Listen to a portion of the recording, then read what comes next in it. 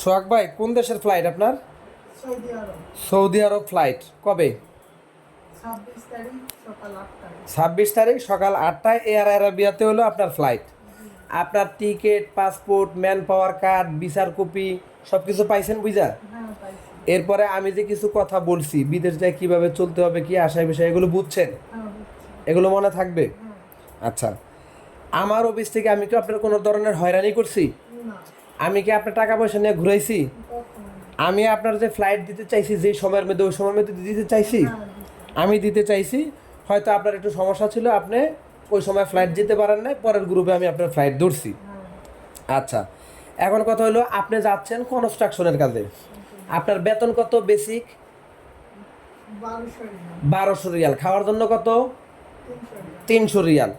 1200 Real basic বেতন, 8 ঘন্টার duty. 1200 Real basic বেতন, 8 ঘন্টার পরে কাজ করলে ওভার টাইম।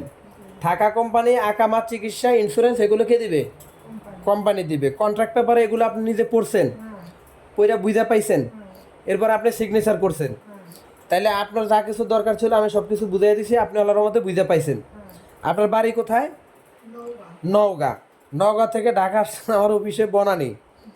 আমি সব কিছু আল্লাহর মধ্যে করতে পারছি সুন্দরভাবে। হ্যাঁ, আলহামদুলিল্লাহ। আপনি খুশি? হ্যাঁ, খুশি। আঙ্কেল, আপনার ছেলেরা সব কিছু বুঝাই দিছি, আপনি খুশি? হ্যাঁ, খুশি। আপনারা দুইজন তো ওর দুলাভাই, কি মনে হইলো? না, ঠিক আছে, সব। আমার আচার আচরণে, কাজকর্মে কি কোনো ভুল ত্রুটি আছে? যদি থাকে আপনারা সরাসরি বলতে পারেন। না, না। না না আমার খুব ভালো। খুশি? খুবই খুশি। যাই হোক, আপনারা আমার জন্য দোয়া করবেন। আমি যেন মন থেকে বলি, আল্লাহ পাক যেন আমার, যতদিন আমি ব্যবসা করি, আমি যেন মানুষের ভালো সার্ভিস দিতে পারি, ভালো কোম্পানিতে দিতে পারি, মানুষ যেন যাওয়ার পরে দোয়া করে। ইনশাআল্লাহ। এমন কোনো কার্যক্রম কখনো যেন আমার দ্বারা না হয় যেটা মানুষ ক্ষতিগ্রস্ত হবে, মানুষ আমাকে অভিশাপ দিবে। এরকম কার্যক্রমের মধ্যে আল্লাহ পাক যেন কখনো আমার না নেয়। তা আমি আপনাদের কাছে দোয়া প্রার্থী, আপনারা আমার জন্য দোয়া করবেন।